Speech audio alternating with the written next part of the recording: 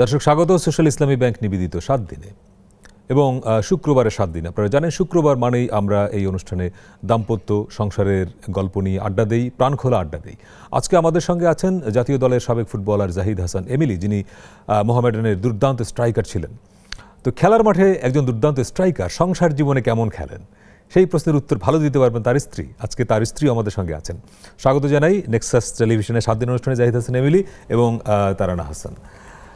যে কথাটা দিয়ে শুরু করেছিলাম যে জাহিদ হাসান এমিলি খুব ভালো স্ট্রাইকার ছিলেন, মাঠে সংসারে তিনি কেমন খেলেন?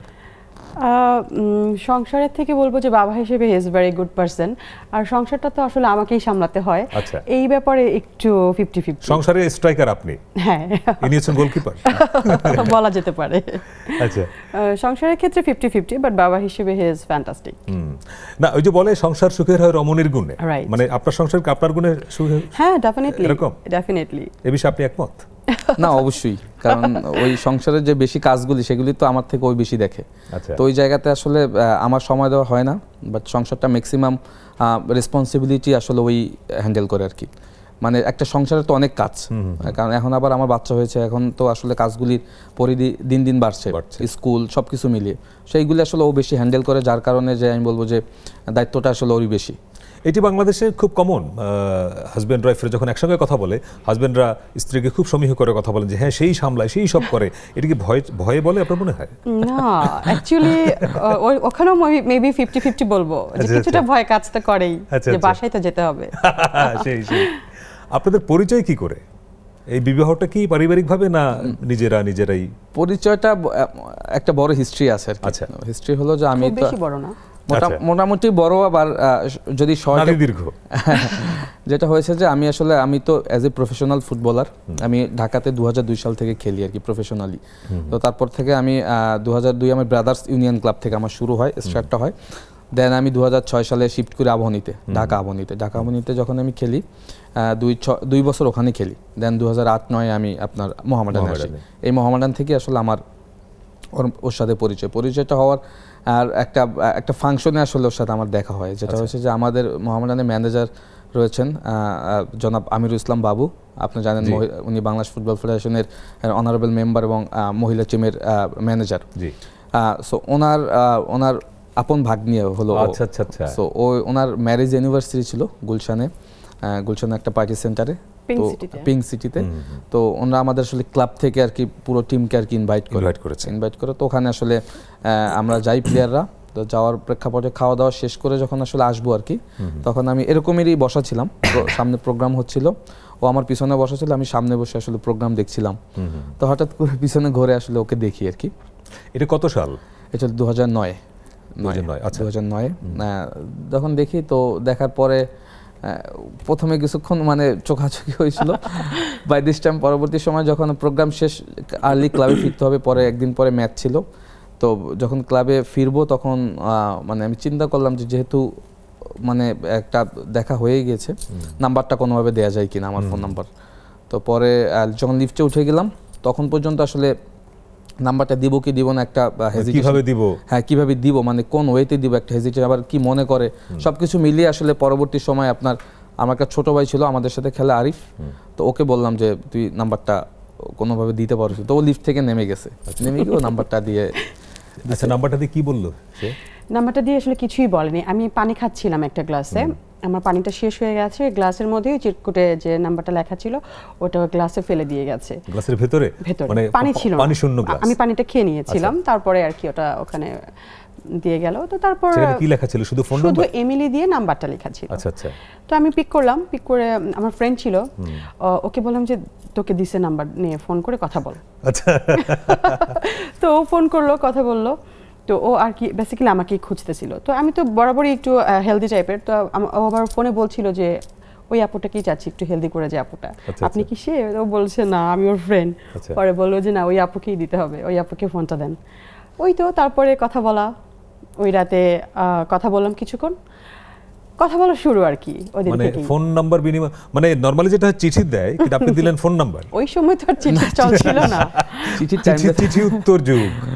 না, চিঠির টাইমটা তো আসলে তখন ছিল মানে না। শেষ হয়ে আর খুব গেছে। শর্ট টাইমে চিঠি লিখবে কেমন করে। সেই সেই না, আপনি ওই রাতেই ফোনটা পেলেন, মানে ওনার বান্ধবী ফোন করলেন আপনাকে? হ্যাঁ, ফোন দিয়েছিল। আচ্ছা, আপনাকে ফোন করে কি বললো? ফোন করে বলতেছিল যে আসলে ভাইয়া নাম্বারটা কাকে দিয়েছিলেন।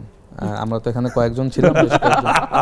তখন আমি আসলে আমাকেই মেনশন করে আর কি। হ্যাঁ, আচ্ছা, আপনি তো তখন পর্যন্ত তার নাম জানেন না? না, আমি কিছুই তাহলে জানতাম না। কিভাবে তাকে আপনি মানে বর্ণনা দিলেন কি করে যে আপনি যে ওনাকেই চান, তারানা হাসানকে চান, এটি আপনি ও তো বোঝালেন কি আগে করে? থেকে একটু বালকি আর কি। আচ্ছা, তো ওইভাবে বলেছেন যে একটু স্বাস্থ্য বা হ্যাঁ, যে ওনাকে একটু ফোনটা দেয়া যাবে, কিন্তু তোরা পাশাপাশি আমরা ছিল। দুজনই ফ্রেন্ড ছিলাম, আচ্ছা আচ্ছা মানে ওই সিচুয়েশনটার সময় আমি আর আমার ওই ফ্রেন্ডই ছিলাম। আচ্ছা। তো ওখানে রাদার দেন ও, আদারওয়াইজ মানে আমি দুজনের মধ্যে যে যে কেউ কোনো একজন। একজন তো আমি আচ্ছা, আচ্ছা। হবই, তো ওভাবে আর কি। তারপর আপনি কথা বললেন ওই দিনই? না, জাস্ট ফার্স্টে একটু মানে হাই হ্যালো, যেহেতু নাম্বারটা দিয়েছে আর আমারও একটু কোথায় যেন একটু ভালো লাগা কাজ করেছিল। আচ্ছা আচ্ছা ভালো লাগা থেকে মনের একটা টান কাজ করছিল, তো ভাবলাম যে ঠিক আছে একটা ফোন তো করাই যায়, Right. যেহেতু সে নাম্বারটা দিয়েছে। ওই তো ফোন করলাম, তারপর কিছুক্ষণ কথা হলো। তারপরে আপনারা এই ঘটনা কতদিন ঘটলো বিবাহের আগ পর্যন্ত? 6 মাস। ও 6 মাসের মধ্যে ঘটনা ঘটে গেল? 6 মাসের ভিতরে মানে প্রেম। তার মানে কি এই 6 মাস কি আপনারা আসলে প্রেম করতে পেরেছিলেন নাকি পারিবারিকভাবে আলোচনা চলে গেল? অ্যাকচুয়ালি হয়েছে কি, মানে প্রেমটা খুব রেস্ট্রিক্টিভ ওয়েতে করা লেগেছে, কারণ ওর ক্লাবে থাকতেন। ক্লাবের ব্যাপার, আর আমার ফ্যামিলিও অনেক কনজারভেটিভ, আবার ওরও কিছু ব্যাপার আছে, সব জায়গাতেও যেতে পারতাম না, তো খুব কষ্ট করেই প্রেম করতে হয়েছে। মানে আচ্ছা, আচ্ছা। প্রেম তো বেসিক্যালি কষ্ট করেই করতে হয়। মানে সেই কষ্টের কোনো একটা গল্প বলা যায় যে আসলে কেমন কষ্ট? কেমন কষ্ট, যেমন ধরেন সবসময় তো দেখা করতে পারতাম না, প্র্যাকটিস থাকতো দুবেলা বা একবেলা, তো যখনই দেখা করতে হয়তো ক্লাবের ওখানে একটু যেতাম, দেখা গেল ওর ভাই চলে আসলো, দৌড়ে আমাকে আবার একটু সরে যেতে হচ্ছে। আচ্ছা আচ্ছা তারপর হচ্ছে খোলা কোনো জায়গায় একটু বসতে পারিনি, হয়তো আমার কারণ ওনাকে গাড়িতে চেহারায় লোকেরা চেনে। চেনে, হ্যাঁ, হয়তো আমার গাড়িতে বা ওর গাড়িতে বসে আমাদের একটু 10 মিনিট কথা বলতে হয়েছে, এরকম আর কি। খুব তারপরে চুরি এটা কি করে করে। পারিবারিকভাবে আলোচনায় চলে গেল ব্যাপারটা হ্যাঁ এরকম? হ্যাঁ, আমার মামা তো বেসিক্যালি ওকে চিনতই, তো যখন আমার ফ্যামিলি থেকে আমার মামাকে বলা হলো, আর ওর যখন ওই সময়টাতে অনেক ছবি আসতো পেপারে, তো আমি তো একেবারে বাবাকে তখন বলতাম তো সোশ্যাল মিডিয়ার যুগ না। না, খুব একটা তখন বুঝতামও না, তো ওই পেপার কাটিং গুলোই রেখে রেখে দিতাম। তো আমার আম্মু একদিন বলছিল যে কি এত পেপার কাটিং, কি ব্যাপার, কি ঘটনা, কি? বলছি, না ওই যে ফুটবল খেলে তো এই জন্য। তো তারপর আমার মামা তো ভাই, ও আমাকে বেসিক্যালি আমার ফ্যামিলি, আমার মামারা ফুটবলের ওখানে থাকলেও আমি আসলে অতটা বেশি বুঝতাম না। তো দেন আমার ভাই আমাকে খুব এনকারেজড করলো যে ও আচ্ছা এমিলি, হ্যাঁ ও তো মোহামেডানে এরকম এরকম। ওর ভাই আবার রেগুলার খেলা দেখতো আর কি, ও আবার যায়। স্টেডিয়ামে গিয়ে খেলা দেখতো। আচ্ছা আচ্ছা, তার মানে উনি আপনাকে চিনতেন ভালো করে? হ্যাঁ হ্যাঁ, চিনতো, বেশ ভালো তো আমি ওকে যখন বললাম, তো আমি খুব অ্যাজ ইউজুয়াল নর্মালি বললাম, তো ও আমাকে বলছিল যে ও আচ্ছা আচ্ছা এমিলি আপু, ও তো অনেক ভালো প্লেয়ার, এই সেই, খুব মানে প্রশংসা করতেছিল। তাই বললাম আচ্ছা ঠিক আছে। মানে তখন প্রথমে আমি জানতামই না যে আসলে এই এমিলি ও এমিলি। আচ্ছা আচ্ছা, মানে আমি অ্যাজ এ নর্মাল ভাবেই কথাটা বলেছি, কিন্তু আস্তে আস্তে যখন দেখলাম যে না আলহামদুলিল্লাহ he is a good player, তারপরে তো আস্তে আস্তে ফ্যাসিনেশনটা আরো বেড়ে গেল। বাহ। তারপরে বিবাহটা হয়ে গেল? হ্যাঁ হ্যাঁ, তারপরে আসলে মানে দেখলাম যে মানে এটা আর মানে অন্য দিকে ডাইভার্ট করার কোনো সুযোগ নেই। না, কারণ আর যেহেতু হয় কি আমাদের প্লেয়ারদের একটা ব্যাপার রয়েছে, যেটা যে আমি মনে করি মানে প্রফেশনাল প্লেয়ারদের আপনি যদি একটা লং কেরিয়ার আপনি বিল্ড আপ করতে চান, আপনার আমি মনে করি অ্যাজ এ প্লেয়ার হিসাবে যে আপনি যদি আর্লি ম্যারেজ করে ফেলেন, আপনি যদি বিয়ে করে ফেলেন, তখন আপনার কেরিয়ারটা সামনের দিকে টানার একটা বড় সুযোগ থাকে। আর যদি না, এর ব্যাখ্যাটা কি? এই ব্যাখ্যাটা হলো এরকম, কারণ আপনি যদি এক জায়গায় আপনি ডাইভার্ট থাকেন, দেখা যায় মানে স্থির থাকা যায়। হ্যাঁ, স্থির থাকা, হ্যাঁ, কারণ আপনি যদি মানে ওই সময় থেকে যদি আপনি আপনার কেরিয়ারটা যদি আপনি টানতে চান, তখন আপনি যদি বিভিন্ন দিকে ডাইভার্ট থাকেন, তখন আপনার প্রফেশনাল দিকে কনসেন্ট্রেশনটা ব্রেক হয়। হ্যাঁ, তো আমি চিন্তা করলাম যে বিয়েটা এটা ভালো পরামর্শ তরুণ খেলোয়াড়দের জন্য, এটা ভালো পরামর্শ যে তারা আর্লি বিয়ে করবে, তাই তো? না, আর্লি বিয়ে করার ক্ষেত্রে আপনি সেটা মেইনটেইন করতে হবে, কারণ অনেকে কষ্ট করতে হয়েছে, আমাদেরকে অনেক স্ট্রাগল করতে হয়েছে। অনেকে আছে আপনার, অনেকে তো খারাপ সংবাদও আমরা পাই, একাধিক ঘটনা ঘটে। স্পোর্টসম্যানদের দেখবেন, স্পোর্টসম্যানরা যখন একটু অনেক মানে টাকা পয়সা হয়ে যায়, নাম হয়ে যায়, বা মানুষ যখন চিনে, তখন তারা বিভিন্ন দিকে ডাইভার্ট হতে থাকে, সুযোগ থাকে অনেক, যেহেতু অনেক, হ্যাঁ সুযোগ থাকে, এবং ওই সুযোগটাকে তারা মিস ইউজ করে তারা তাদের কেরিয়ারটা দেখবেন যে খুব সহজেই অনেকের ক্যারিয়ার নষ্ট হয়ে যায়। তো আমি মানে ব্যক্তিগতভাবে চিন্তা করলাম যে আসলে যেহেতু এখন আর তখন মানে 26-27 বছর বয়স হয়ে গিয়েছে, আমি চিন্তা করলাম যে ওকে ফাইন। তো পারিবারিকভাবে আসলে আমরা মানে ডিসিশন নিলাম, যেহেতু আবার ওর মামা মানে আমার সাথে রিলেটেড, উনি স্পোর্টস সম্পর্কে ওনার আইডিয়া আছে, তো ওইভাবে আমার ফ্যামিলি ওদের কাছে পাঠালাম, আলটিমেটলি এভাবে হয়ে গেল। বাহ। এবং ফেসবুকে আমরা যখন আপনাদের ছবি দেখি, প্রচুর ছবি দেখি, এবং সেই ছবিতে মনে হয় যে এই আজকেও দুজন খুব জমকালো এবং একই রকমের কালার কি বলে যে পোশাক পরে আপনারা আসার চেষ্টা করেন। এই যে সোশ্যাল মিডিয়ায় এটা জমকালো ভাব আপনাদের দেখি, বাস্তব জীবনটা কিরকম জমকালো আপনাদের? ডেফিনেটলি তা না হলে তো আপনি প্রিটেন্ড করে তো কিছু হয় না, ভেতর থেকে না আসলে মানে ভেতর ব্যাপারটা শুধু শো অফ না, নেভার কখনোই না। শো অফ করে কতক্ষণ দেখানো যাবে? আচ্ছা না, শো অফ আপনি হয়তো গার্লফ্রেন্ড বয়ফ্রেন্ড হিসেবে করতে পারবেন, হাজবেন্ড ওয়াইফ এটা কিন্তু আপনার শো অফ করা যায় না, এটা তো পার্মানেন্ট, খুব বেশি টানা যায় না। এবং আমি আপনাদের দুজনের ফেসবুক প্রোফাইলে গিয়ে দেখলাম, স্ক্রল করতে করতে করতে যাচ্ছি মানে ছবির শেষ নেই। তার মানে দেখি যে আপনারা খুব এনজয় করেন জিনিসটা। হ্যাঁ, আমি প্রচন্ড ছবি তুলি, আমি খুবই ছবি তুলতে পছন্দ করি, যদিও ও একটু কম পছন্দ করে, কিন্তু আমার সঙ্গে থাকতে থাকতে হয়ে গেছে। এই জাতীয় ছবি এবং একটা ছবি মানে আপনার একটা বিশেষ মুখভঙ্গি আছে, আপনি যখন ছবি তোলেন একটা বিশেষ এক্সপ্রেশন থাকে, এইটার কারণটা কি? আসলে আমি ছোটবেলা থেকে একটু মডেলিং করতে চাইতাম। আমার ছোট ফুপু আমাকে একটু এক্সপ্রেশন কিভাবে বা একটু ফ্যাশনেবল কিভাবে নিজেকে প্রেজেন্ট করা যায়, এই জিনিসগুলো ও আবার মডেলিং করতো। তো ফ্রম দ্যাট টাইম আমাকে ওইভাবেই বিল্ড আপ করেছে। তো যাই হোক, আমার যে ফ্যামিলি, ওখান থেকে তো আর আমাকে কি বলে মডেলিং বা এসব কাজে কখনোই আমাকে দিত না। তো ওই জিনিসটা হয়তো আমার ভিতরে রয়ে গেছে, দ্যাটস ওয়াই যখন আমি ছবি তুলি হয়তো ওই ভঙ্গিমাটা চলে আসে। আচ্ছা। এমনিতে এমিলি ভাই, আপনি যখন ছবি তোলেন, যখন পোজ দেন, তখন একেবারেই গোবেচারা টাইপ একটা থাকে আর কি, যে খুব এটা কি মানে থাকে বুঝি নাই, মানে খুব মন খারাপ কেমন জানো এরকম কমপ্লেন আমিও পেয়েছি। ভাবি যেরকম না, এটা তো মন খারাপ মনে হইতেছে না এটা। আচ্ছা, আমরা আরো ছবি দেখতে পারি, তাই না? আপনার দুজনের এই যে ছবিটা দেখেন, যে মনে হয় যে দুজনের এক্সপ্রেশন আলাদা। না, এটা শালি, এটা আমার শালি, ওইটা আপনার শালিকা। আচ্ছা। তার মানে কি, ছবি যখন আপনি তোলেন, এবং অনেক সময় যেটা দেখি যে সেলফিটা আপনি বেশি তোলেন, তাই না? ও আমার কাছে ক্যামেরা ধরায় দেয়। আচ্ছা, ক্যামেরা ধরায়, যাতে করে আপনার এক্সপ্রেশন নষ্ট না হয়, নিজেকে ঠিক রাখি। ওকে।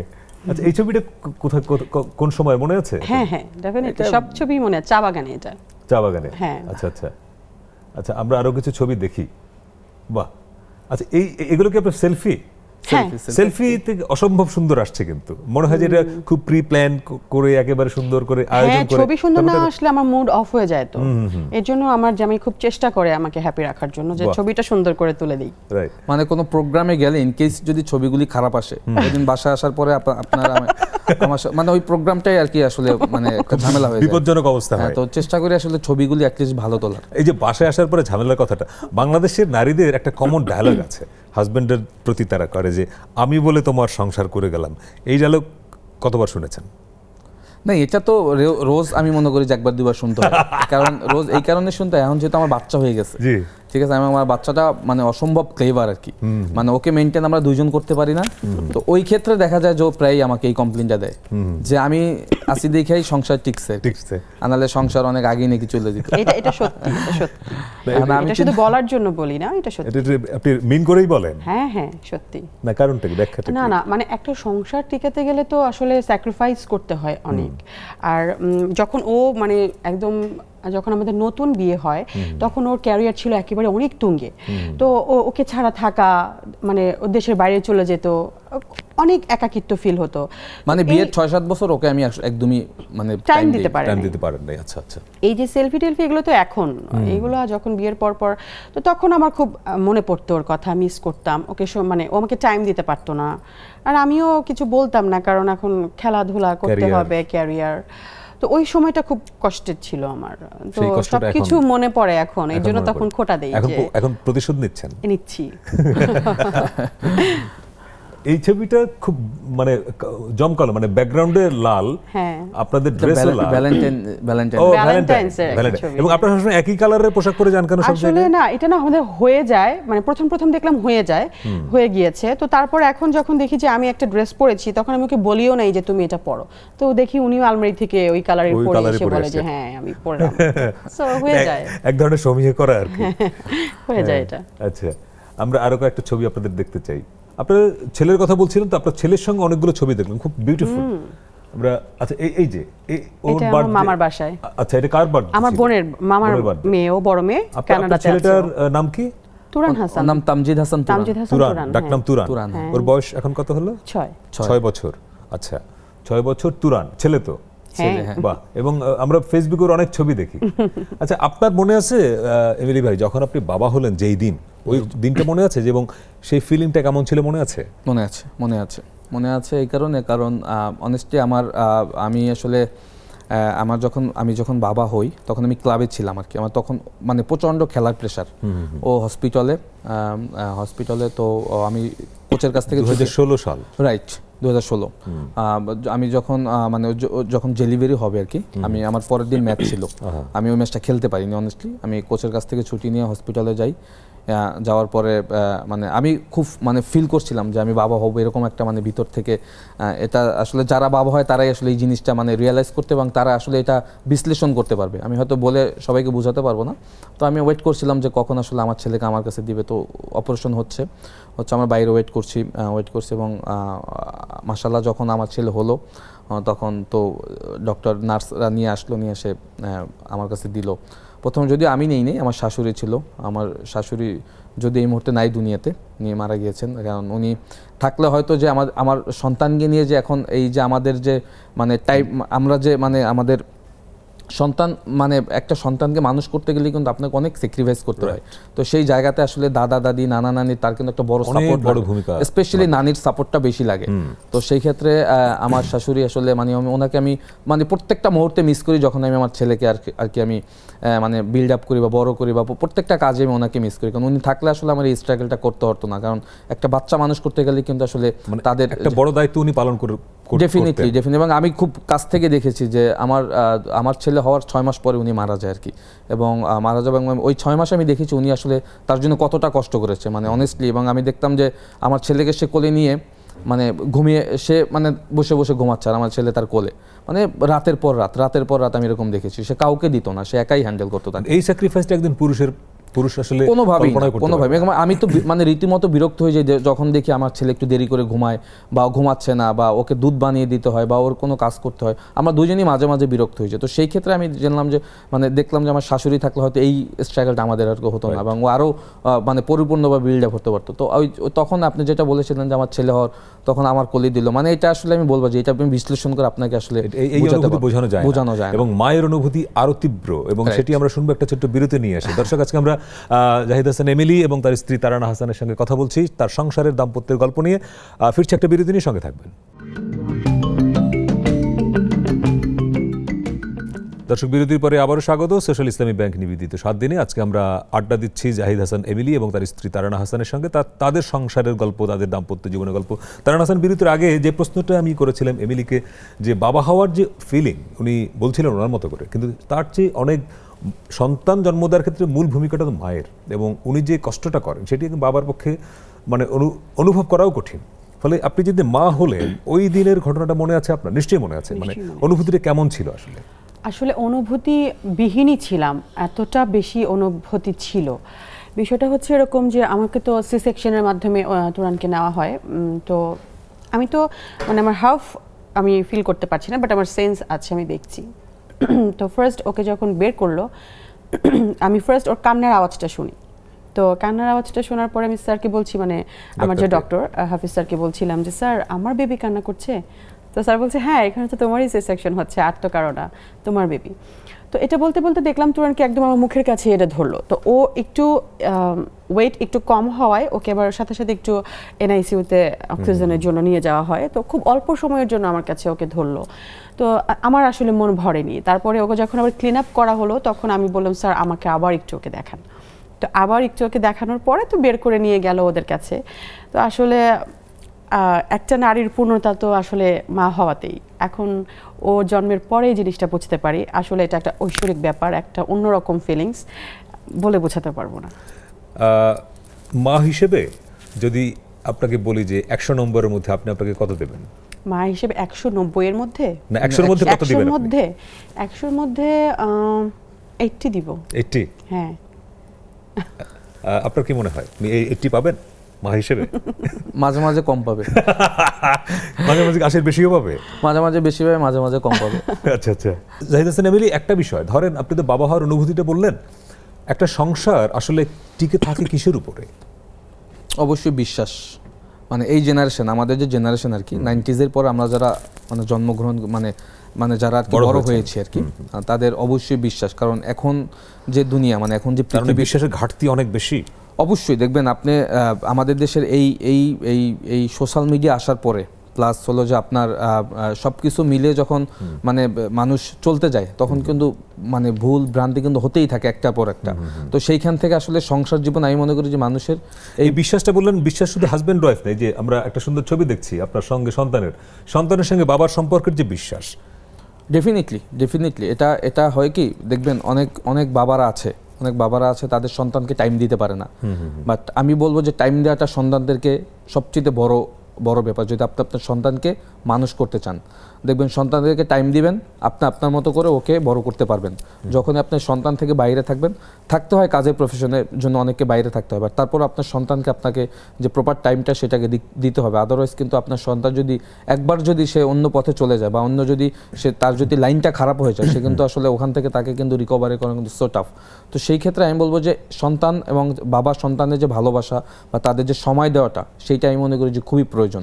এবং এই বিশ্বাসটা শুধু আমার আর সন্তানের উপর, আমার ওয়াইফ, পুরো ফ্যামিলি, নট অনলি আমাদের ফ্যামিলিতে তো আরো অনেকে থাকে, সবার বিশ্বাসটা আসলে খুব জরুরি। কারণ সংসার করতে গেলে দেখবেন অনেক মানুষ অনেক ধরনের কথা আপনাকে বলবে, অনেক ধরনের অনেক ইনফ্লুয়েন্স আপনার ভিতরে ঢোকানোর চেষ্টা করবে, বাট সেইগুলি কিন্তু বিশ্বাস করে সংসারটা টিকে রাখার কিন্তু দায়িত্ব হলো আমাদের। কথা প্রচুর আমাদের দেশে, এবং আমাদের এইটা কিন্তু, এবং কান কথা শুধু হয় না, কান কথা আমরা বিশ্বাস করে ফেলি, মানে প্রমাণ করার আগেই দেখবেন মানুষ বিশ্বাস করে ফেলে যে আসলে জিনিসটা করেছে। যদি কোনো খুব ঘনিষ্ঠ কেউ বলে, তখন তার কোনো উপায় নেই, সে তো আমার শুভাকাঙ্ক্ষী, সে কেন বলবে? এখন দেখা যায় যে তার সংসারে বিশাল প্রবলেম, সে দেখা যায় যে ইনফ্লুয়েন্স আমার সংসারে ঢোকানোর জন্য সে, এটা আপনি দেখবেন আমাদের আশেপাশে কিন্তু প্রচুর হচ্ছে। তো এইখান থেকে আসলে বিশ্বাসটা খুবই বড় ব্যাপার। এবং এই বর্তমান যে সামাজিক প্রেক্ষাপট, সেখানে আসলে সংসার টিকিয়ে রাখা হলো সবচেয়ে বড় যুদ্ধ করা আমি বলবো। কারণ আপনি এটা যারা বিয়ে করেছে, যাদের সংসার রয়েছে, তারা আসলে সেটা ফিল করে ডে বাই ডে। কারণ এটা কিন্তু খুব it's not easy job. Football খেলাটা কিন্তু খুব সহজ, আমি খেলতে পারবো মাত্র 90 মিনিটস, আমাকে 200 মিনিট খেলতে আমি খেলতে পারবো। বাট সংসারের জায়গাটা, সংসার টিকিয়ে রাখা ফুটবল খেলার চেয়ে অনেক কঠিন, মানে অনেক দামি কথা বললেন। অবশ্যই এটা শুধু আমার ক্ষেত্রে না, আমরা যারা সবাই রয়েছি, সবার পার্সপেক্টিভ থেকে চিন্তা করে দেখেন যে আসলে সংসারটা টিকিয়ে রাখা কতটা। বাট সেই জায়গা থেকে যেহেতু আমরা মাশাআল্লাহ আল্লাহর রহমতে 13-14 বছর কিন্তু আমাদের সংসারের টাইম হয়ে গিয়ে, মানে সংসার করে ফেলেছি অলরেডি। তো এটা আমি আলহামদুলিল্লাহ আল্লাহর অশেষ রহমত। 13-14 বছর বললেন তো, 12 বছর হয়ে গেলে নাকি হাজবেন্ডের ভাই বোন হয়? হ্যাঁ, মোটামুটি এরকমই। আপনাদের যে কথাটা এমিলি ভাই বলছিলেন যে বিশ্বাসের জায়গাটা, এই জায়গাটা আপনার কোনো ভিন্ন মত আছে বা আর কিছু যুক্ত করতে চান এই জায়গাটায়? না, বিশ্বাস আর স্যাক্রিফাইস। আচ্ছা, স্যাক্রিফাইসটা আমি একটু অ্যাড করব, কারণ বিশ্বাস তো আছেই, বাট স্যাক্রিফাইসটাও থাকতে হয়, এবং সেটা দুজনেরই। হ্যাঁ, আর আমাদের মধ্যে ওর মধ্যে স্যাক্রিফাইসটা একটু বেশি। বাহ, এটা আমি স্বীকার করি, কারণ আমি অনেক পাগলামি করি, এটাও সহ্য করি। আপনার কিছু পাগলামি আজকে দেখবো আমরা। শিওর। আগের প্রশ্নে যাই, সন্তানের কথা বললেন তো, ধরেন এটি বলা হয় যে বাবারা চায় তার ছায়া তার সন্তানের মধ্যে দেখতে। অনেক সময় বাবা যে কাজটি করতে পারেন নাই, অপূর্ণতা থাকে, অতৃপ্তি থাকে, সেটি অনেক সময় উনি চান যে ওনার সন্তান পূরণ করবেন। এরকম কোনো অতৃপ্তি বা অপূর্ণতা আপনার আছে যেটি সন্তান পূরণ করলে খুশি হবেন? আমি শুধু আমার সন্তানের কাছ থেকে একটা জিনিস চাই, সেটা হলো সে ভালো মানুষ হোক। আমার মতো হতে হবে, আরেকজনের মতো হতে হবে, ডাক্তার হতে হবে, প্লেন চালাতে হবে, ইটস নট ম্যাটার। আমার কথা হচ্ছে যে একজন ভালো মানুষ হবে, যে মানুষ দেখলে বলবে যে এমিলির সন্তান যাচ্ছে বা এমিলির ছেলে যাচ্ছে, মানে খারাপ যেন কোনো তার ভিতরে কোনো একটা পর্যায়ে গিয়ে আর এমিলি সন্তান নেই, একটা নিজের পরিচয়। ডেফিনেটলি একটা সময়, মানে একটা পর্যন্ত তো তাকে আমার পরিচয় তাকে চলতে হবে, রাইট। দেন সে যখন তার প্রফেশনে ইন করে ফেলবে, তখন যেন তাকে ভালো মানুষ হিসেবে মানুষ চিনে। সে কি করলো এটা আমার কাছে আসলে মানে অনেকে আমাকে আস্ক করে, ও কি ফুটবল প্লেয়ার হবে? আমি করতে চাচ্ছিলাম যে ফুটবল প্লেয়ার হবে কিনা। আসলে এটা তো আমরা কেউই বলতে পারবো না, কারণ ছোটবেলা তো আমিও জানতাম না যে আমি ফুটবল প্লেয়ার হব। রাইট, আপনার আব্বাও জানতেন না যে আপনি তারকা ফুটবলার হবেন। বাট এইটা শিওর যে আমার বাবার ইচ্ছা ছিল, এবং আমার 5 ভাই কিন্তু ফুটবল খেলি, প্রফেশনালি ফুটবল খেলি। আচ্ছা আচ্ছা, ঠিক আছে। তো সেই জায়গা থেকে আমি বলবো যে কিন্তু আপনার সন্তান কিন্তু আপনার এরকম ভাবনা নেই যে সে ফুটবলারই হবে? আমার নেই, মানে সে যা হবে, যেমন অনেক কিছু চিন্তা করে সন্তানকে একটা ওয়েতে নিয়ে যাবে আর কি, বাট আমার ওইটা নিয়ে যাবে। বাট আল্লাহ যেটা লিখে রাখছে এবং তার চেষ্টা যেটা আর কি, সে ওই চেষ্টা বড় হোক। আপনার ভাবনাটা কি, মানে সন্তান কি তার মতো হবে নাকি আপনি চান যে আমার সন্তান এই হবে? না, আমার একটা চাওয়া আছে, আমি চাই ও আকাশ ছোক, ও পাইলট হবে, এরকম একটা খুব আশা আমার মধ্যে আছে। ও আমাকে কথা দিয়েছে, খুবই ছোট, 6 বছর, তারপরেও থাকে না, মায়ের তো একটা আশা থাকতেই পারে। তো সেই দিক থেকে আশাটা আছে, বাট এটা নিয়ে আমি জোর করব না। আল্লাহ যদি ভাগ্যে রাখে, আমার ইচ্ছা আছে ও যদি ট্রাই করে, সবকিছু মিলে যদি হয় তাহলে তো ওকে, আদারওয়াইজ কোনো চাপ নাই যে হতেই হবে। সন্তান মানুষ করবার ক্ষেত্রে সংসারে বাবা মা দুজনের ভূমিকা থাকে, এটা খুবই সত্য, কিন্তু মায়ের চ্যালেঞ্জগুলো কি আসলে আপনি কি ফিল করেন? প্রথমত তো ওকে একটা ভালো মানুষ হিসেবে গড়ে তুলতে হবে। তো সেটার জন্য আসলে যত রকমের পজিটিভ ভাইবস ওর ভেতরে দেওয়া যায়, ওটা আমি খুব চেষ্টা করি। মানে দেখা যায় যে আমরা তো মানুষ, অনেক সময় আমাদের ভেতরে নেগেটিভিটি চলে আসে, সেটাকে আমি খুব চেষ্টা করি যে সরিয়ে ফেলে ওর সামনে অ্যাটলিস্ট প্রিটেন্ডেড করতে, যে না ঠিক আছে, এটা পজিটিভ বা এটা ভালো ভালো কিছুই আর কি বলতে হয় ওর সামনে। তা না হলে, কারণ ওর এখন এই বয়সটা তো সবকিছু ক্যাচ আপ করার, খারাপ কিছু একটা ঘটে গেলে বা হয়ে গেলে ওর সাথে সাথে সেটা ক্যাচ আপ করে নেবে সবার আগে। খারাপ জিনিসটাই তো আমরা মানুষটা বেশি অ্যাডপ্ট করি। তো আমি চেষ্টা করি পজিটিভ কিছু ভাইবস ওর মধ্যে রাখার জন্য, পড়াশোনাটা ভালো করে করার জন্য। এই তো। বাহ, আচ্ছা, ধরুন আবার আপনাদের দুজনের আলোচনায় আসি। হাজবেন্ড হিসেবে আপনাকে যদি কি বলা হয়, নম্বর দিতে বলা হয়, জাহিদ হাসান এমিলি 100-তে কত পাবেন? আসলে ওকে হাজবেন্ড হিসেবে নাম্বার দিতে গেলে আমাকে দুটো ভাগে ভাগ করতে হবে। একটা হচ্ছে আমার বিয়ের ফার্স্টের ভাগ আর এখনের ভাগ। আচ্ছা, তো ফার্স্টের ভাগে যদি আমি ওকে নাম্বার দিই 0 আর এখন দিলে 100। বাহ, একেবারেই মানে মানে কি বলে, পুরো বিপরীত হয়ে গেছে। একদম, হ্যাঁ। ফার্স্টের দিকে 0 কেন? 0 কেন? রাইট, আমার সময় দিত না, মানে হাজবেন্ডের কোনো দায়িত্ব পালন করতো না, বাট কিছুই না, শুধু বিয়েই করছে, সেটা পুষিয়ে দিচ্ছে। হ্যাঁ। আপনি কত নাম্বার দিবেন স্ত্রী হিসেবে? আমি ওকে মানে কি 100-এ? 100-তে 85। 15 ঘাটতি আছে কিন্তু। থাকতেই পারে, মানুষ না, কেউ কারো মনে মতো হতে পারে না। ঘাটতি এই কারণে, মানে আমি এটা মানে বিশ্লেষণ করে দিই এই কারণে, কারণ এখন যেহেতু আমার বাচ্চা স্কুলে যায়, প্রথম দিকে আমরা দুজনই স্কুলে যেতাম, এখন স্কুল ডিউটি ও কম করে, আমার বেশি করতে হয়। আমার তো আর হলো অন্য কাজও আছে, অন্য কাজ বাদ দিয়ে আমার স্কুল ডিউটি বেশি দিতে হয়, 15% ওখানে ওরা আমি দিলাম। আচ্ছা, এমনিতে সংসারে আপনার ঝগড়াঝাটি হয়? হ্যাঁ, সেই ইস্যুগুলো কি? আসলে তেমন কোনো বিগ ডিল না ওর সাথে আমার ঝগড়াটা কখনোই। এই যে 13 বছর কোনো সিরিয়াস বিষয় নিয়ে না, এই 13 বছর সংসার করছি, কখনোই বলতে পারবো না দুদিন কথা না বলে থাকা হয়েছে। মানে এমন না যে ঝগড়া করে বাপের বাসায় চলে গেছে, এরকম একদিনও জান না, না, এরকম না। এটা কিন্তু মানে আমার দিক থেকে আমি বলবো যে আমি এই দিকটাতে মানে সাকসেস।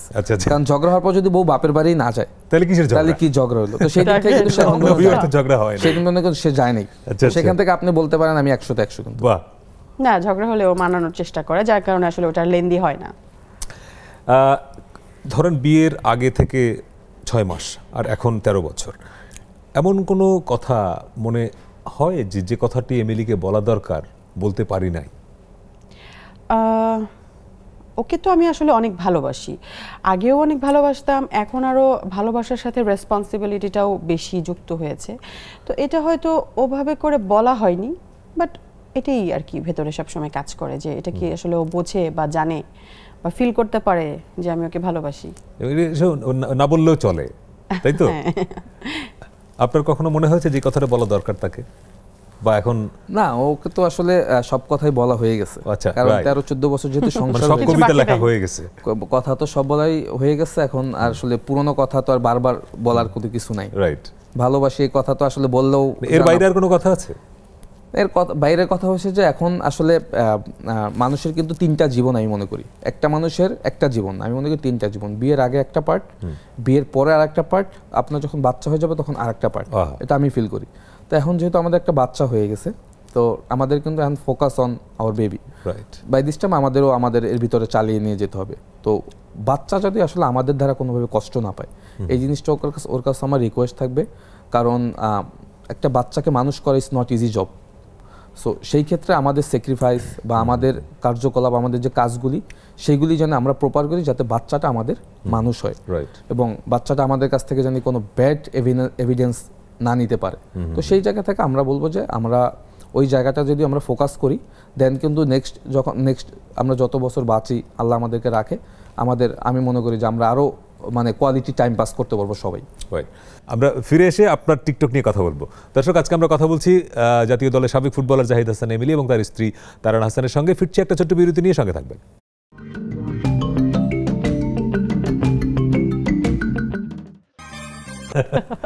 প্রচুর টিকটক করেন আপনি?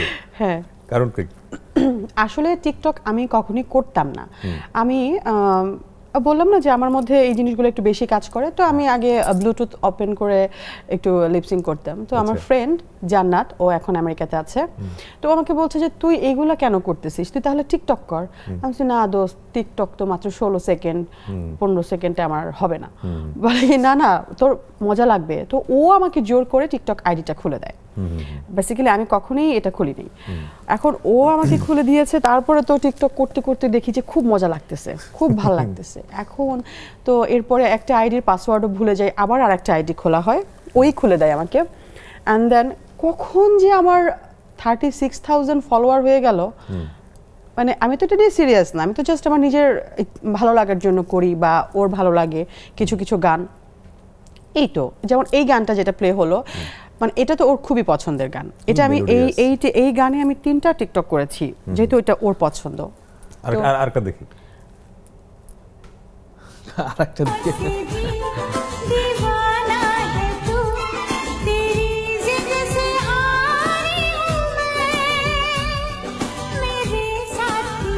মানে আপনার হিন্দি গানের যে মেলোডি, সেটাকে আপনি আনার চেষ্টা করেন এক্সপ্রেশনে, ব্যাপারটা এরকম। আপনার কেমন লাগে যে স্ত্রী টিকটক করে? আমার ওটা দেখতে ভালো লাগে, বাট ও যখন আমাকে ডাকে তখন আমি আসলে কারণ ওইটা তো আসলে আমি হেবিচুয়েট না, আর ওটাতে তো আপনি টিকটকে শুধু দাঁড়াইলে হবে না, আপনাকে এক্সপ্রেশন দিতে হবে। তো সেইটাতে আসলে আমি কষ্ট হয়, মানে দেখা গেল যে একটা আমাকে 6-7 বার করতে হয়, কারণ করতে হয় ওর মতো করে হয় না, যার কারণে আমাকে ওইটা দিয়ে বারবার করে এবং আমি ওটা দিয়ে ধরতে একটু বিরক্তই হই।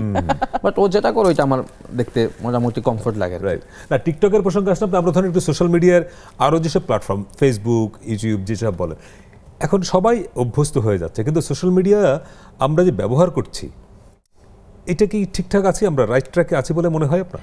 দেখেন, ভালো মন্দ হচ্ছে সবকিছু নিজের মধ্যে। আমি যদি রাইট ওয়ে ধরে রেখে একটা জিনিসকে কন্টিনিউ করতে পারি, দেন ইটস ওকে। বাট আমি ভালো জিনিসটাকে যদি খারাপভাবে ইউটিলাইজ করি, অন্যদিকে নিয়ে যাই, তাহলে তো আর সেখানে কারো কিছু করার থাকে না। তো যদি রাইট ওয়েতে প্রপারলি একটা জিনিস আমি কন্টিনিউ করতে পারি, দেন ইটস ওকে। বাট ভালো মন্দ সবকিছুতেই আছে। সোশ্যাল মিডিয়া অনেক সময় সংসারে জটিলতা তৈরি করে। অনেকের আমরা এক্সপেরিয়েন্স জানি, অভিজ্ঞতা জানি যে ফেসবুকের কারণে, ইউটিউবের কারণে সংসার হাজব্যান্ড ওয়াইফের সম্পর্ক টানাপোড়েন তৈরি হয়েছে। আপনাদের ক্ষেত্রে এরকম তো হয় না? নেভার। এবং সেটার চান্স নাই। না, আমাদের বেসিক্যালি আমার মধ্যে এই জিনিসগুলোই নাই যে ওকে এটা দেখেছি আমাকে এটা করতে হবে, ও ওখানে গিয়েছে আমাকে এখানে যেতে হবে, এইগুলো আমার মধ্যে একদম নেই। এবং যেটা হয় এখন, অনেকের অভিজ্ঞতা এরকম শুনে যে হাজব্যান্ড বাসায় ঢোকার সঙ্গে সঙ্গে ফোন চেক করে, আবার হাজব্যান্ড তার ওয়াইফের ফোন চেক করে, এই যে তুমি ওর ফোনে ওর ছবিতে লাইক দিলে কেন, ও ওইখানে তুমি ওর সাথে তোমার ছবি কেন? এইটার অ্যানসার আমি দিই প্লিজ। এটা কারণ আমার এইটা সুযোগ নেই, কারণ আমার ফেসবুকের পাসওয়ার্ড তার কাছে, আমার ফেসবুকের মেসেঞ্জার আসলে তারটাতে আগে চলে যায়। সুতরাং আমার অন্য কারোর সাথে চ্যাটিং করা, অন্য কারোর সাথে টেক্সট করা, শুধু ফেসবুক কেন, আরো অপশন আছে, হোয়াটসঅ্যাপ আছে, ইনস্টাগ্রাম আছে, ওগুলোর পাসওয়ার্ড তো আমার কাছে না। যদি উনি অন্য কারোর সাথে ফেসবুকে মেসেঞ্জারে চ্যাট করেন, আপনার সমস্যা কি? না, এটা সহ্য করতে পারবো না, সমস্যা আছে। আসলে স্বরূপে আবির্ভূত হয়েছে, মানে একজন স্ত্রী হিসেবে এই প্রথম। রাইট। হ্যাঁ, এটা পারবো না। আচ্ছা, আরেকজন আপনার বন্ধু বোধহয় যুক্ত হয়েছেন। আচ্ছা, যিনি ছিলেন জাহিনুর, আপনি এর আগে কথা বলতে কথা আটকে যাচ্ছিল। এই যে আমরা আড্ডা দিচ্ছি আপনার বন্ধুদের সঙ্গে আজকে, আপনি বলছিলেন যে খুবই ভালো মানুষ তারা, তাই না? এখন ধরেন একটা সংসার কি করে এত হ্যাপি হয়ে ওঠে, দূর থেকে কি মনে হয় আপনার? এই সংসারটা কেন এত একটা হ্যাপি, খুব জমকালো, এদের রসায়নটা কি আসলে, কি মনে হয় আপনার? ওদের রসায়ন যদি আমি বলি, তাহলে আমার মনে হয় যে এরা এদের দুজন দুজনকে খুব বেশি বিশ্বাস করে এবং দুজন দুজনকে খুব ভালো করে বোঝে। মানে হচ্ছে যে এমন হয় না যে আমি দুষ্টুমি করছি, যে আমি অন্য কোথাও চলে যাব, মানে এটা আমার হাজবেন্ড বিশ্বাস করছে না যে আমি যেতে পারি। তো আমার কাছে মনে হয় যে এই রসায়নটা খুব চমৎকার, যে আমি হয়তো মজা করতেও পারি, আমি খুব মজার মানুষ, কিন্তু আমি তোমার আছি, তোমার থাকবো। আমার কাছে মনে হয় যে ব্যাপারটা খুব চমৎকার। এটা অসাধারণ সার্টিফিকেট দিয়ে দিল কিন্তু। যে জানে তো আজকে 20 বছর ধরে আমি 20 ইভেন বছর ওই ধরে চিনি আমার বান্ধবী। ওর সাথে যেদিন মানে ফোন নাম্বারটা কিন্তু ওই ছিল। ওই ছিল ও ওর সাথে। আপনি সেই, বাহ, প্রথম ফোনটা এমিলিকে আপনি দিয়েছিলেন। Right, বাহ, ওই ছিল। বাহ। আমাদের সৌভাগ্য আজকে সেই হিস্ট্রিটা জানা গেল। আমরা আপনাদের কিছু ফ্যামিলির ছবি দেখতে চাই, যেখানে আপনার সামাজিক অনুষ্ঠানে প্রচুর আপনারা অ্যাটেন্ড করেন। আমরা কিছু ছবি দেখতে চাই। সেই ছবি আস্তে আস্তে যেটা প্রশ্ন, যে এখন একটা কমন অভিযোগ আমাদের দেশে যে এই সোশ্যাল মিডিয়ার কারণে বা নাগরিক জীবনে মানুষ এত ব্যস্ত যে এই যে পারিবারিক অনুষ্ঠানে যাওয়া, সামাজিক অনুষ্ঠানে অ্যাটেন্ড করা হয় না, মানুষ অসামাজিক হয়ে যাচ্ছে। এটা খুব কমন অভিযোগ, কিন্তু আপনারা প্রচুর অ্যাটেন্ড করেন বোধহয়। হ্যাঁ মানে এই অভিযোগটাকে কিভাবে দেখেন? মানুষ কি আসলে খুব অসামাজিক হয়ে যাচ্ছে এরকম? হ্যাঁ হচ্ছে। এখন যে অবস্থা মানুষের মধ্যে, মূল্যবোধ, মায়া, তারপর হচ্ছে রেসপেক্ট, এগুলো নেই, খুব উপসংহারে পৌঁছে গেলেন? নেই, একদমই নেই। নেই না কমে যাচ্ছে? আমি বলবো নেই, আমার দিক থেকে। না থাকলে তো দেশ ধ্বংস হয়ে যেত। মানে আমার দিক থেকে নেই আর কি, মানে হয়তো আরো অন্য কোথাও আছে, বাট আপনার কি মনে হয় যে আমাদের সোশ্যাল বন্ডিং গুলো কি শিথিল হয়ে যাচ্ছে মনে হয়? না, এখন যেটা হয়েছে যে মানুষের দৈনন্দিন যে চাহিদাগুলি সেগুলি মানুষ মিটাতে গিয়ে মানে এত ব্যস্ততা মানুষ চলে আসে। মানে আপনি আমাকে একটা ইনভাইট করলেন, দেখা যায় যে ওই দিন আমার আরো কয়েকটা কাজ রয়েছে, আমি আসলে ওই কাজগুলিতে অ্যাটেন্ড করার কারণে আমি আপনার সাথে মিট করতে পারি। রাইট। তো আপনি কিন্তু আমার বিশেষ করে ঢাকা শহরে যারা থাকেন, ট্রাফিক জ্যামে যদি একদমই না। প্রতিদিনের 6 ঘন্টা চলে যায়, উনি Right. কখন সামাজিক অনুষ্ঠানে যাবেন? যাওয়ার কোনো সুযোগ নেই। তো সেই আপনি যেটা, এটা কিন্তু খুব ইম্পর্টেন্ট আমাদের লাইফের জন্য। এবং আমরা আসলে যে আপনি যেটা বলেছেন যে মায়া মমতা আমাদের আসলে কখন কমে যায়, আপনার সাথে যদি আমার বন্ডিং দেখা সাক্ষাৎ না হয় তখন তো অটোমেটিকলি আপনার আমার ভিতরে সম্পর্কটা আস্তে আস্তে ডিস্টেন্সে তৈরি হবে। তো ওই জায়গা থেকে আমি বলবো যে এটা আসলে এখন কমন হয়ে গিয়েছে সবার ক্ষেত্রেই। এরকম ছবি আমরা প্রচুর দেখি আপনাদের, কিন্তু এই ব্যস্ততার মধ্যেও আপনারা সময় বের করেন কি করে? মানে প্রচুর অনুষ্ঠান অ্যাটেন্ড করেন আপনারা? হ্যাঁ, যেটা হ্যাঁ, বলছি। এরা সবাই আমার কাজিন। আমরা আসলে আমাদের প্রোগ্রামগুলি রাতে আমার ভাইয়ের বউ। আমরা দেখবেন আমাদের ম্যাক্সিমাম পিকচারই কিন্তু দেখবেন রাতের, কারণ আমরা আসলে আর আমাদের দিনে তো কাজকর্ম শেষ আমাদের করে রাতে। রিলেটিভ গুলি হয়েছে কি, আমাদের রিলেটিভ সব ক্লোজ, মানে খুব কাছাকাছি। গুলশান আমাদের আচ্ছা, এটি মহাখালীতে একটা সুবিধা আর যে এরাও রাতের লম্বা পাখি। পথ পাড়ি দিয়ে আসতে হয় হ্যাঁ না। হ্যাঁ, এরাও রাতের পাখি। মানে রাত 12টা নাই, 2টা নাই, চলো মাওয়া যাই, চলো এখানে যাই, সেখানে যাই। মানে এই যে এরা আমার কাজিনরা, এরা আমার মামা যে বলছিলাম আমিনুল ইসলাম বাবু, ওনার ফ্যামিলি। আচ্ছা আচ্ছা, বাহ। বাচ্চা আর কি। তো এরা মানে ওরা দুজন এখন চলে গেছে কানাডাতে, এখন খুব মিস করি ওদেরকে। বাট যখন ছিল মানে ও আমার এই বোনটাই আমার টিকটকের ফলোয়ার্স যে এত বেশি, ওটা সেলিব্রেশন করেছিল কেক টেক এনে, একেবারে খুব কংগ্রাচুলেট করেছিল। তো ও করে টিকটক, তো ওরা আছে বলেই এখনো আর কি ভালো আছে। না, এখন যেটা হয়েছে কি, আমি যেটা ফিল করি, মানুষের তো আসলে আমরা তো একটা মানে স্বল্প সময় নিয়ে দুনিয়াতে এসেছি, তো সেইখানে কিন্তু আমাদের সব কাজগুলি কিন্তু করতে হয়। তো সেখানে আমাদের ফ্যামিলির জায়গাটাও কিন্তু একটা বড় পার্ট। শুধু আমরা আমাদের ফ্যামিলি না, আমাদের রিলেটিভ যারা রয়েছে তাদের সাথে আমাদের বন্ডিং কিরকম থাকা উচিত, ওই জায়গাটা ফিল করে কিন্তু আমরা আসলে টাইমগুলি বের করি। কারণ এটা বের না করলে কিন্তু আপনার রিলেটিভসরা কিন্তু আস্তে আস্তে আপনার থেকে দূরে চলে যাবে। তো সেই জায়গা থেকে কিন্তু আমরা আমাদের যে কমন প্রোগ্রামগুলি থাকে সেইটা কিন্তু আমরা ম্যাক্সিমাম টাইমে আমরা অ্যাটেন্ড করার চেষ্টা করি, যার কারণে কিন্তু আমাদের ওই বন্ডিংটা আছে। রাইট। অন্যদের জন্য আপনাদের মেসেজ কি? এই ধরুন আমরা যারা সময় পাই না, সময়ে স্বল্পতার অজুহাতে অ্যাটেন্ড করতে পারি না, তার মধ্যেও কি সম্ভব ম্যানেজ করা? ইচ্ছা থাকলে সবকিছু সম্ভব। কিন্তু কেউ যদি মনে করে সে নিজের মতো করে ভালো থাকবে, আমার অন্য জায়গায় ইনভলভ হওয়ার দরকারটা কি? এখন তখন থেকে তো শুরু হয় প্রতিবন্ধকতা, দূরত্ব, এভাবেই শুরু হয়। আর ভালো যদি আসলে 10 জনের সাথে মিশে থাকা যায়, সেটাও একরকম ভালো লাগা। আবার একা সাইলেন্ট করে নিজের মতো করে নিজে থাকবো, সেটাও যার যার ভালো লাগে আসলে। রাইট। অন্যদের জন্য আপনাদের কি পরামর্শ? একটা সংসার, আপনাদের যেরকম খুব সুন্দর একটা সংসার, আপনার বন্ধুরাও বলছেন, তো একটি সুন্দর সংসার হবার ক্ষেত্রে মানে আপনাদের কোনো পরামর্শ আছে? পরামর্শ বলতে কি, মানে আই হ্যাভ মেনি এক্সপিরিয়েন্স। আমি আসলে অনেক কিছু শিখেছি, মানে আমার এই যতদিন আমি বেঁচে আছি, মানে যত বয়স আমার বোঝার পর থেকে আমি অনেক কিছু দেখেছি আর কি। তো দেখার মাঝে তো ওই দেখার ভিতরে কিন্তু অনেক কিছু শিখতে হয় আপনাকে, এবং মানুষ দেখেই সবচেয়ে বেশি শেখে। হ্যাঁ, এবং আমি শিখেছি, কারণ এইটা কিন্তু একটা বড় আল্লাহর রহমত যে আপনি যখন আপনার বিয়ের লাইফটা কন্টিনিউ করতে পারবেন, মানে আমাদের এই জেনারেশন, আমি কিন্তু শুরুতেই বলেছি, তো সেইখান থেকে কিন্তু আপনি অনেক কিছু শিখে আসবেন। তো আপনি যেটা বলেছেন যে মানুষের পরামর্শ আসলে আমি দিব না, কারণ পরামর্শ দেওয়ার মানুষ অনেক রয়েছে, বাট আমার যেটা আমি ফিল করি যে আপনি যদি আপনার জায়গাতে রাইট থাকেন, মানে আপনি যদি আপনার জায়গাতে পারফেক্ট থাকেন, তখন দেখবেন আপনাকে দেখে হয়তো অনেকে অনেক কিছু শেখার চেষ্টা করবে। এই যে ছবিটা বাবার সঙ্গে সন্তানের যে রিলেশন, এই ছবিটা দেখে আমার কাছে, ছবিটা দেখার পরে আমার কাছে মনে হয়েছে এটা একটা আশ্রয়, মানে বাবা হচ্ছেন একটা আশ্রয়। তাই তো? না, এটা একটু 1 মিনিট আমি বলি যে আমার ছেলে, মানে আমি যদি স্কুলে তাকে না আনতে যাই সে খুব মন খারাপ করে। সে রিসেন্টলি স্কুলে যাওয়া শুরু করেছে এবং 2 মাস সে স্কুলে গিয়েছে। আমি শুধু তাকে একদিন আনতে যাইনি এবং সে ওদিন ভীষণ তার মন খারাপ হয়েছে। ইভেন তার মানে দুনিয়া একদিকে, তার অনফোকাস বাবা একদিকে তার। এবং সে প্রথম যেদিন স্কুলে যায় সে তার মিসকে বলেছে কি জানেন, সে তার মিসকে বলেছে যে মিস আমি কি 10 সেকেন্ডের জন্য আমার বাবাকে একটু দেখতে পারি, আমি নিচে বসা ছিলাম। 4 ঘন্টার স্কুল হয়, 3.5 ঘন্টা।